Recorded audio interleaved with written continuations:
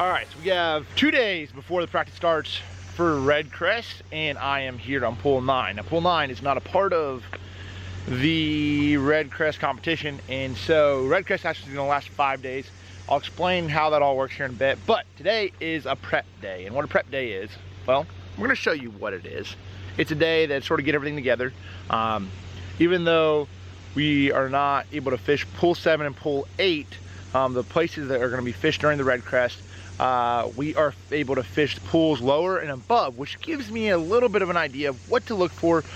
Maybe not exactly, messing around with tackle, a lot of these things. So we're gonna drop the Triton in the water down here in pool 9, mess around, maybe throw a frog a little bit, maybe try to fish for some smallmouth. I'm just sort of get a gauge on what's happening here on the Mississippi River. So we're gonna find it, see what happens. I don't know. I think the fish are probably biting pretty good. It is 100 degrees back home right now in Chattanooga, and then it's about 70 here. The sun just popped out, probably gonna take this sweatshirt off. It should be fun.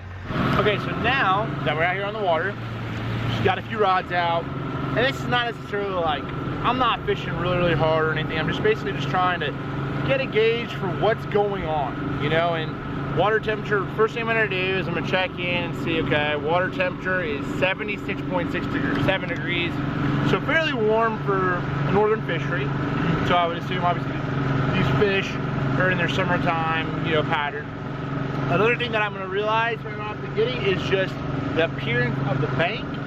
All down through here, it's really, looks really low. Water's low. Now I've seen that from the gauges.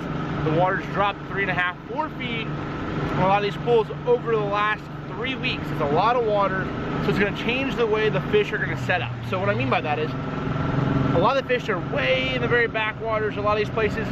Those fish are gonna have to move to somewhere there's a lot more water, and they're gonna congregate up. There's not gonna be as many places where they're at, but they should be loaded and set up really well with groups of fish in certain key areas. So that's another thing that I've just learned. We're gonna see if we can't make a few casts, fish on the river, fish in the backwaters, to sort of get a gauge of what's really going on. But first observation, that's what I've seen. All right, bridge pilings like this one right here, perfect places for fish to set up in the fall time. Largemouth, smallmouth, but more really keen in on the smallmouth thing. Throwing a small little swim bait, see if a whole bunch of them are around here. Places like this are just only a good look overall. You're gonna see a few fish anyway. Only on the shaded side like that. Ooh, there might have been one right there.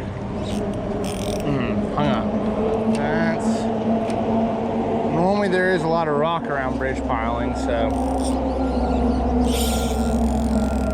see if we can't get off on this little rock seam. All right, we got off. Let's try it again. Dang, head's a little heavy. Well, hey, there's one. Crappie. Crappie bit me. Nice black crappie though. Not the one I want. Thought, man.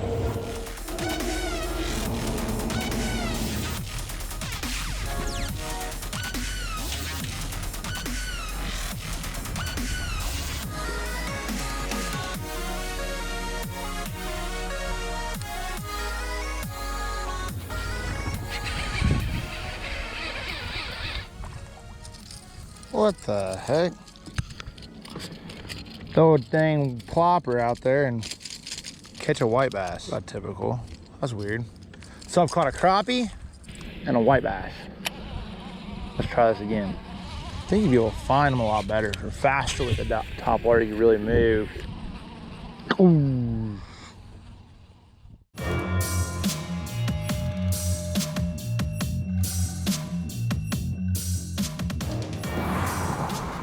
All right, here we are. Mississippi River, pool 8, home of the first ever Redcrest. And we're stopping here. This is around the Goose Island area, right north of Stoddard. Driving down here, getting ready to go check in up in La Crosse. And you can just tell the water has dropped. You go by a lot of these rivers, these creeks. There's like the water line way up on the side of the banks. But this is the kind of stuff that you're gonna be looking for this week. You're gonna have multiple things. You're gonna have these marshy areas like this that are gonna play because why? Water has dropped 4.5 or close to 4 feet in the last 3 weeks. And with that being said, all that water drops out of these marshy areas and these fish have to go somewhere. They go to these little narrow channels and stuff like that, and it makes where they're more accessible. So a lot of fish that haven't seen a lure are gonna be accessible now, and ultimately trying to figure out what's gonna be the deal. What is it gonna be? Is it gonna be smallmouth? Is it gonna be largemouth, main river, backwaters? We're gonna find out here real soon. Good.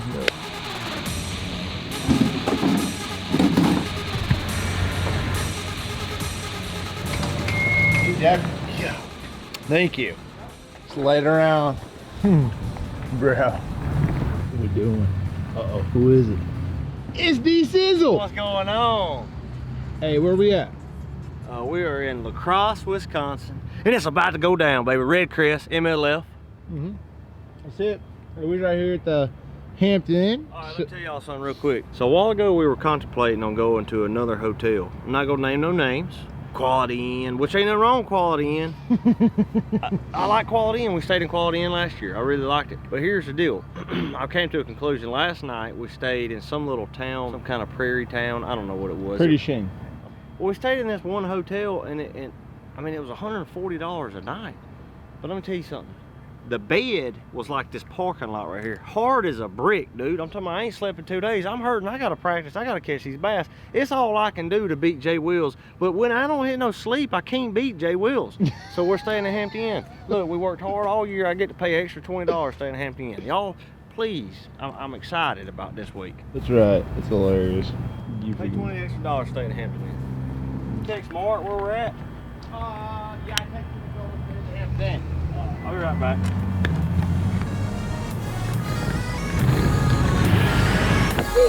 Nobody, get my text?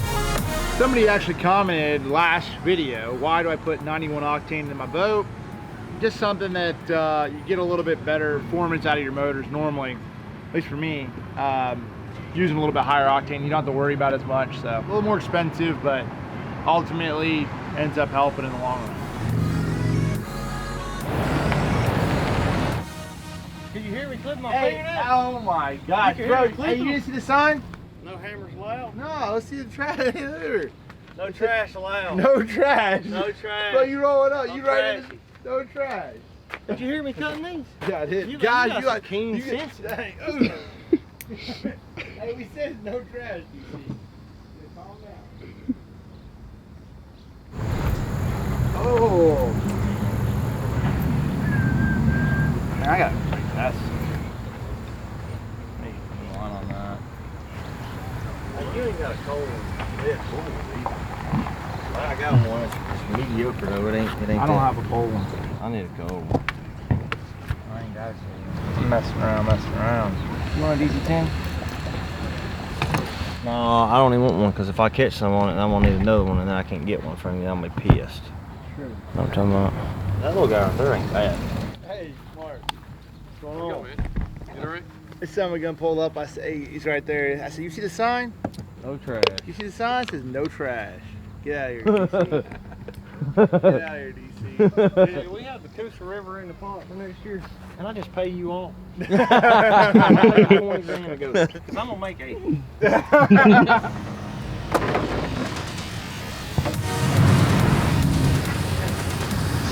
Don't do it.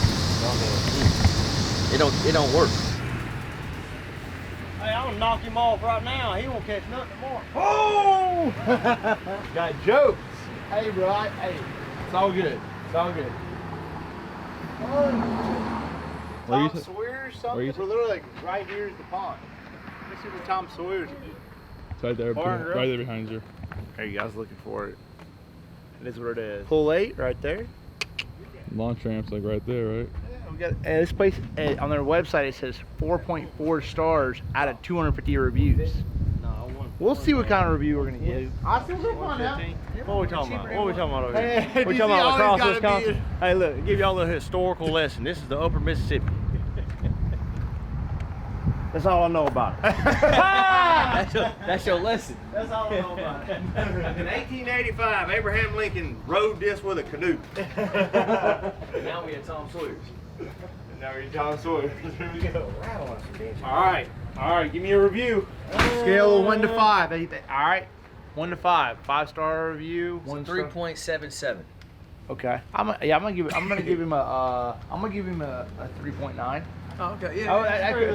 I would say it was a 4. I'm gonna give him a 4. I'm gonna give him a 3.82. The service was a 5. Yeah, service was good. Service was That 5. always helps. So that brings it up more. Yeah, that was. I mean, it was good. The wrap that I had, it looked legit when I got it. It looked wrapped up tight. You know what I mean? Like a burrito. Like a burrito. It looked really good and tight, but when I picked it up, it just kind of all fell to pieces on me. Got a little loosey-goosey. You got a little loose. Got a little loose. Yeah. Unbelievable.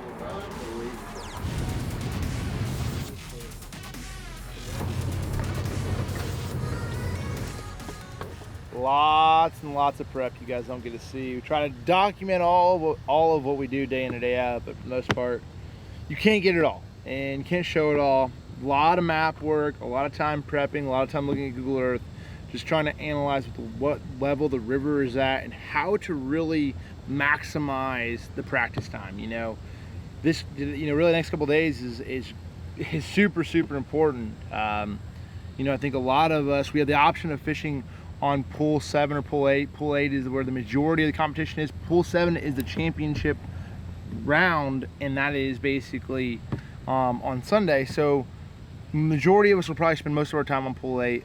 Guys that are trying to roll the dice a little bit might spend their time a little bit on pool 7, but we're just trying to give ourselves the best chance. We have 1 day of practice, super important tomorrow. If I felt really good for some reason that how I did, tomorrow in practice or something like that, I would maybe not go out here and fish pool 8 for the second day, but I'm thinking probably just kind of find as many fish as you possibly can. You can't win the tournament if you're not there at the championship round, so you got to get through pool 8 before you get to pool 7. A lot of prep time. See if we can't continue to figure all this crap out. Hopefully we can find some.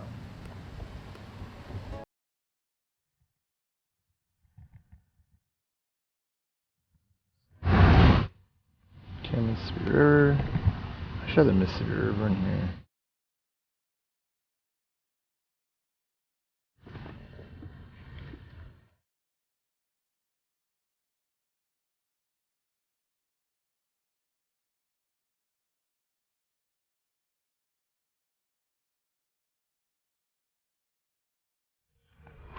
Tap on the screen.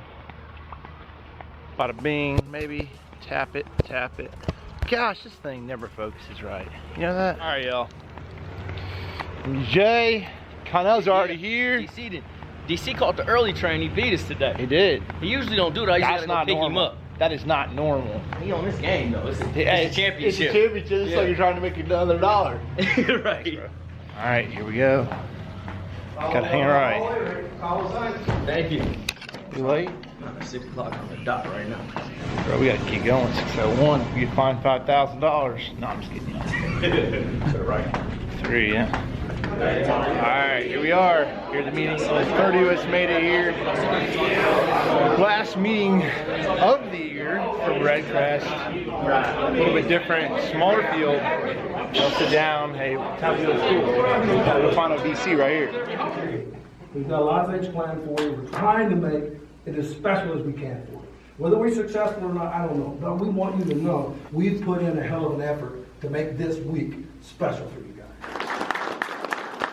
There's a trophy that you guys will be fighting for this week. You can take pictures, you can kiss it, but you cannot pick it up.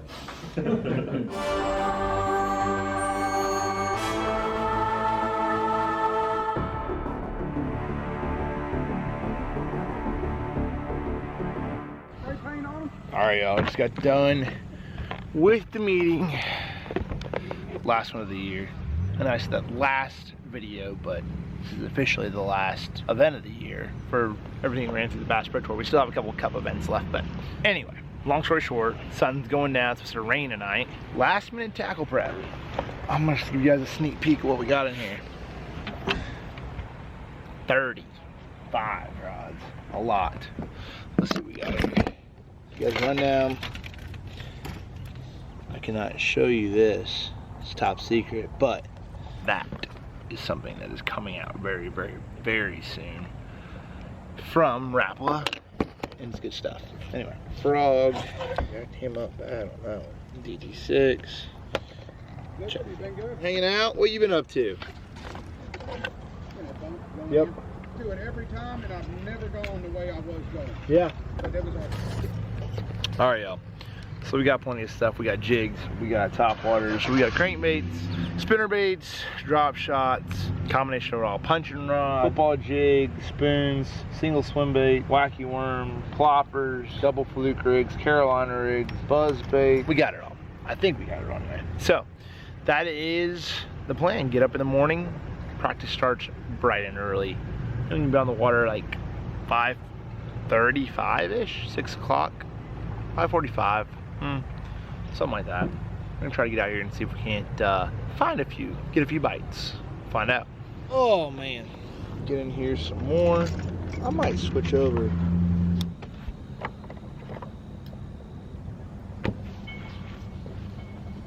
All right, I'm gonna give you guys one guess. One guess. Where are we at? Waiting. Probably. Yep. I know half y'all at least got this one. See the background. Sushi. Here with the boys. Hey. Oh, no, that thing's not even. This right here. It's not even. Out of focus. Oh, there I am. Look at you, there you Hey, you already know where Will's got us eating dinner tonight, y'all.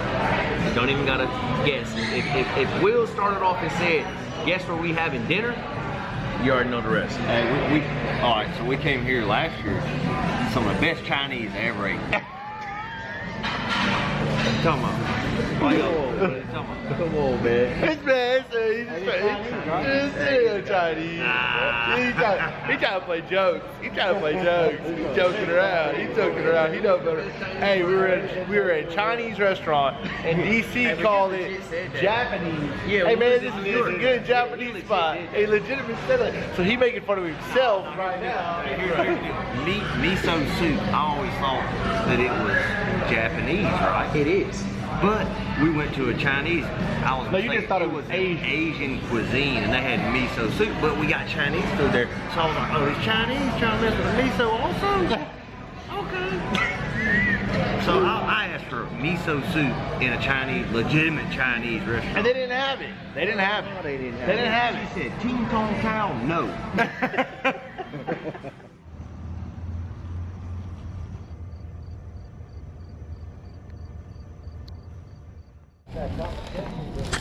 Alright, so we got my ice, we got some goodies in there. The Quick Trip. If y'all don't know about the Quick Trip, y'all don't know about nothing. Hey, these sizzle, look at these sizzle. What about it, buddy boy? Ready to go. Sizzle didn't know the camera was on. Got it all sneaky like. You didn't know. You didn't know how the camera. He'd have been over here talking his dang life away. Getting excited though, I could tell. You can just tell when DC gets excited. He's all, "Can I get out there in the water? Can I get out there in the water?" Start to figure out. All right, so I know my life jacket's all jacked up. Take him off real quick. Let's see what we got in store. So it rained last night. All right, we got snaps, a little sandwich, a ham and cheese, some boiled eggs. Can't go wrong with that. Sargento, that's one of my favorite little packs. Almonds and whatnot. Beef stick, Baby Bell, cheese, another thing of Sargento, camera equipment. So, got all that. Plenty of waters, a few Red Bulls. Ready to roll. That is what is in my box of lunch today. It's all camera equipment. Put him right there. So, that being said, whoa, okay, deck's wet. So, this is like the side of it y'all don't get to see. Like, so, no joke, I don't think I've shown you guys how many rods I pull out. Wait, practice. This is practice now. I still pull out a lot in the tournament, but, so, we know how many co-anglers, so we can use bass baits too. Bam, plopper, a spitter pop, swing jig 3 on the Mississippi River, why not? Buzz bait, duh. 4 walking bait. Got a lot of top waters on it. I know y'all. This thing, the Mississippi River, Mississippi River is pretty shallow, especially right now. So top water should be a pretty big deal. Bandito bug on a 5/16 ounce flipping weight. Square bill right there. Fluke, that's a good look too. Chatterbait, white one. Carolina rig for labor. I don't know if I'm gonna be using that anytime soon, but yeah, I might make a cast on it. Shaky head. Spinning pole, 1/2 ounce jig, another chatterbait, green pumpkin, drop shot, black blue jig, flat side, crankbait, can't go wrong with that, jerk bait, Mr. Froggy, another crankbait, swim jig, roll without any hooks. We're just roll with those right now. 11, 12. All right, so there's 12 rods left in the box. So we're gonna put on our deck. Got wind's blowing pretty good, so white chatterbait should be good. Flat side wouldn't be a bad idea. Crankbait, flat sides, a couple square bills. I don't think we even start till 7:30, so I'm not like overly worried about. Flip a jig around. Still pretty dark outside, you guys can tell. All right, so how many rods we have out? 21. So we got over 30 rods in the boat. There you go. So I wanted to at least show you guys how many rods in a roundabout way that I use day in and day out. Not all the time. I won't use all those. You might be surprised. So still a little bit of a low light period. I think I'm gonna start making a few casts, but I wanted to graph around a little bit while that wind's really blowing, let that sun get up a little bit. We don't launch, I don't think we have lines in until like 7-ish, 7:30, so I want to make sure that I'm not getting a false representation of what's going on. Also, when you have these really cloudy, windy days, real dark in the mornings, a lot of times what'll happen is those fish really won't be where they're set up at. You know, and sometimes they even bite better. The bad thing that I'm seeing, and I don't know, I haven't got to the main river yet, but is I'm seeing that that wind's blowing so hard that I think it might be blowing against the current, which that is one of the worst things you possibly can ask for when you're fishing a river. So there's a little bit of grass right there. It looks like eelgrass. That is eelgrass. Some eelgrass right there. Eelgrass flat. I did have one bite on a buzzbait, a dang big pike. We don't want any of those this week, but I got a feeling we're probably gonna catch a few. All right, the wind's blowing a little bit. I'm gonna start right here on some rocks. Typical, see what we can do. Might be actually be able to get behind these things and bust them. That's a pretty good looking little stretch. Wind is howling. It's gonna make it really difficult. Wind's blowing against the current. See if we can get lucky and might slow down later this evening. I'll make it a little tough for first. Wind is whipping. Still dark. I almost feel like it's not even good to really fish. You get a bad representation of what you're gonna deal with. There's a nice one. Ooh, that's a nice largemouth. That was a nice one right there. Ote. Actually, I seen him. Got it. Had it in his mouth for a second. Let go of it. Now I don't have any hook on this buzzbait. All right. Here's the buzzbait I'm throwing. Just throwing a little, basically a little toad. It's actually, this is my signature series buzzbait from Accent. But Accent, so you guys see me throw this a lot. I don't talk about a heck of a lot. I mean, because a lot of people still already, oh, there, that was a bluegill. Ooh, that was not a bluegill. Okay. Okay. I see you guys. Anyway, so you guys don't hear me talk about it a whole lot. I've been working with that company for a long time, and sort of the backstory on that is it was a friend of mine who I fished with in the junior, basically high school days. Him and his dad bought this company, and I'm like, man, there's not really a buzzbait on the market that I feel like is ready to go right out of the package. You know, and this is 5 years ago. There's quite a few good ones now. So I went, I told them, I said, let's do this thing, and they're like, absolutely, let's make it happen. You know, we made this signature series buzzbait, and it's the one I throw. I mean, and so it's sort of cool to support your friends, number one. Number two, it's, I needed it. I needed a good buzzbait that comes good out of the package, so worked out really well for me. And they sell online on their website at accentfishing.com, but I mean, it's just a good all-around buzzbait that works for me pretty well.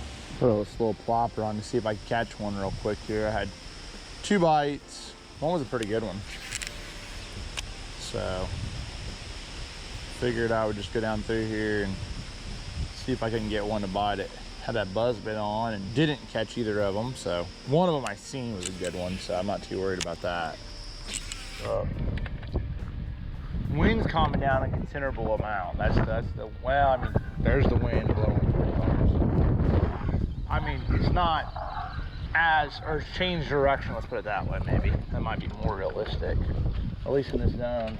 Oh, switched to a white buzzbait. Have not got a bite on him yet, but doesn't mean switch it up. Might run down this stretch real quick. At a point in time, you're just like, forget it.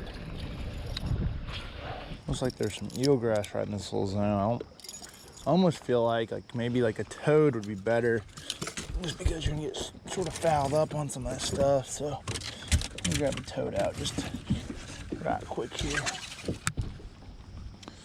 little subtle toad, a little bit too subtle almost.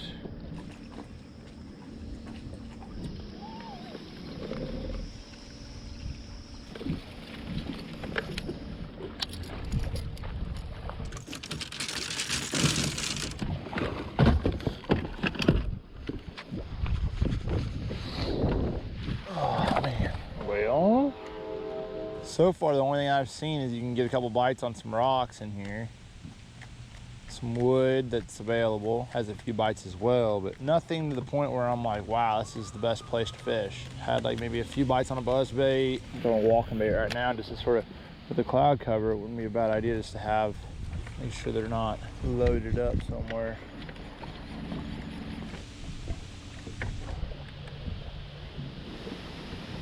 All right, this is the part of the day when you start putting rods up. I filmed a little bit, but hadn't had a really good start for the most part. I've been sort of messing around and put a couple rods up and oh man, I might even get this frog rods out here in a second. I was not anticipating to go frog fishing, but I do love throwing a frog, so have no issue with it. Just figured I'd be looking for some more groups of fish. Rather, it's probably gonna be hard to compete on a frog. Even though that's how I like to catch them. I just think it might be difficult to compete on a frog. So, put a couple rods up, some other stuff. Man, that water's fairly clean on the main river. I have had about 10 or so bites on topwater. Smallmouth, but they weren't big, so I hadn't really found a group of them per se. So rods up and rod. I don't think I'm throwing him. I think I'm good right now. Pretty good. All right, so I've been throwing a little topwater on these rocks. I've been having a couple pretty decent bites. Not like, I don't want to say big ones, but decent ones, you know. Rolled my hooks in, had a couple of them. I want to say were 2.5, which we just had a tournament here last week. It took about 11 pounds, 2 days, 200 boat tournament to get paid. So 2 and 2+ pounders seem like that's a pretty good fish. 2.5 maybe. You know, if you can get them 2+ pounders on average and really get dialed in on those 2+ pounders to 3 pounders, put yourself in a really good position. All right.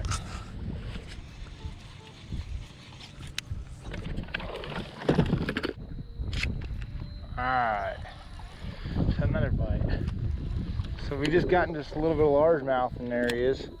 Just flipping a jig around, seeing if we can't, there's something moved right there. Water's dropping out of these places, so you'd think these little chutes might be, these little marshy chutes could be pretty good.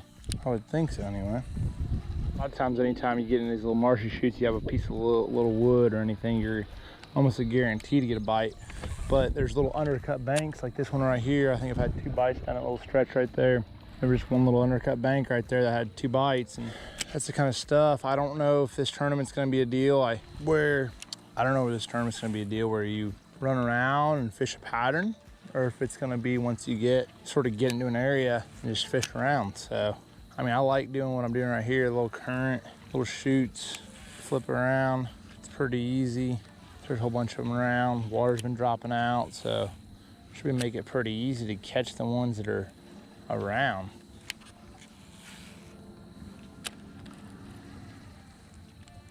There's a little smallmouth right there. A little smallmouth. Ran out there, try to grab it. So you sort of see like where these, ooh, thought I had a bite right there. You sort of see where these plants sort of overhang, these little undercut banks. A lot of times they'll just be set up around these plants. And you look over that side, it's a lot flatter. Why does it have one bite me right there? Probably shouldn't set the hook, but couldn't help it. Sometimes you can even point where you swim a jig down through these things. It's more come up there and get it good. You'll have a lot of these places that these little marshy shoots where there'll be smallmouth in them, there'll be largemouth in them. Some will have just largemouth, some will have mostly smallmouth. So it's really interesting, all depending on how much current, how much wood. There's a lot of factors that play into it. Just had another bite. So we just gotten just a little bit of largemouth in areas. Just flipping a jig around. All right. God. Got out of the boat to get over up in here and see if I can't get a bite. Basically stuck right now. Can't do this in a tournament, obviously, fish, but practice you sort of can get out of the boat, walk around, especially in the Mississippi River. The water's supposed to drop 3/4 of a foot, so I don't know if this will end up being a good idea, but I could probably get to this place if I had to. See, basically this is like what you call like a sand break, when the water drops off like right there to some deeper water. So, but I don't know if I can get there coming this way. I wanted to see if it was any good. Had one bite from a smallmouth. Very hungry smallmouth looked like. See, my boat's over there. Yeah, way over there. Got a power pole down. Hopefully, for some reason those poles don't work, could be a little bit of trouble. 3 weeks ago, the water was like right here, maybe even more.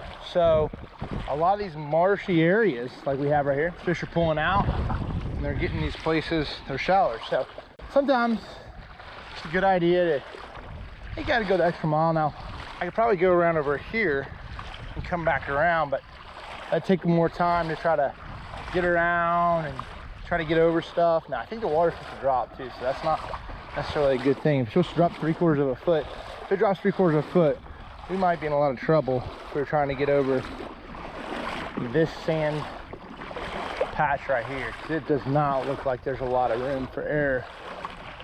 All right. It's like a place in alligator would live if we were in Wisconsin. Okay. Pick the poles back up. Hop on in. Oh, back into the boat. Oh man, we're stuck. Gosh. All right. So that little spot right there. Ooh. Another little sand break.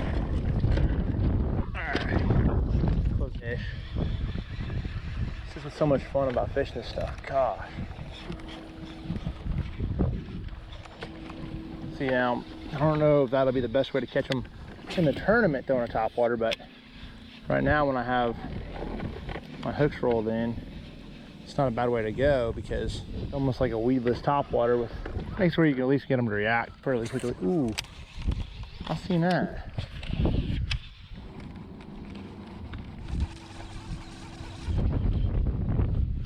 Ooh, that's a good one. There you go.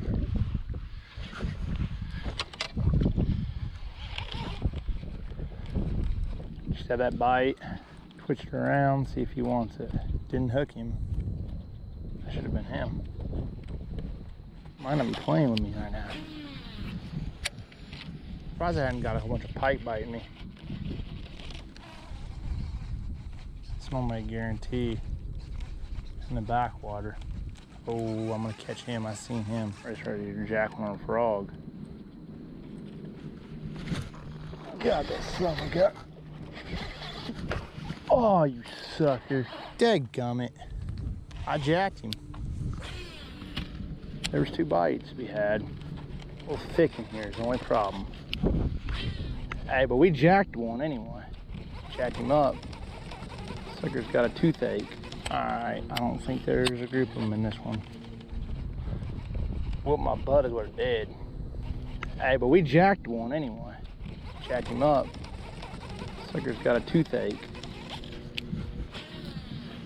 Alright, I don't think there's a group of them in this one. See, that's the thing. You could go running around frogging and potentially catch you. Man, it's just such a dang. Messes me up every time. I love catching one on a frog. It's my Achilles heel. On a top water. Y'all know me. Whew.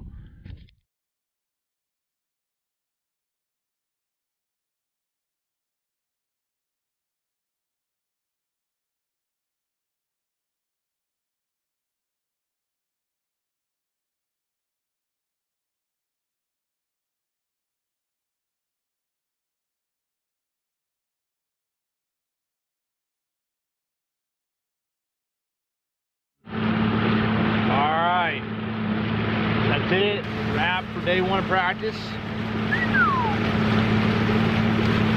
It was not easy, that's for dang sure. Unreal. I ran around a lot of the place, eliminated a lot of stuff. I mean, I ran a lot, so